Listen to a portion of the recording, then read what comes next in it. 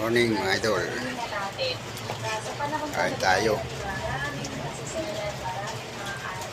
Lakas ang ulan sa labas. Ngayon, so bali, meron pa kaya so, mag-comment ka, hindi ako maselan. Okay? Masala mo na nakaparoon mo siya ng oo, magkakasama Sa tilapia. aminin na natin na sa panahon talaga Tilapiang prito. Usawa na toyo. Walang kamatis. Toyo lang. Bigyan sila ng isang mangkok ng daming dagat araw-araw. Isang regalo ng kalusugan mula sa kalikasan. Ang daming dagat. Ingat tayo mga idol sa panahon, umulan, Ito ang mga baha. sustansya at napakabuting para sa ito. Dahil sa dulot ng bagyo.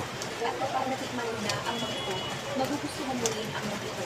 Sa aking pamilya, lahat ay malusog at puno ng enerhiya araw-araw dahil sa pagkain ng daming dagat.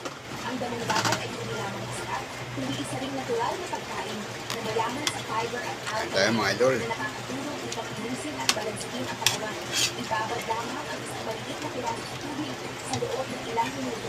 Ano mga idol, salamat. Sa kalakip,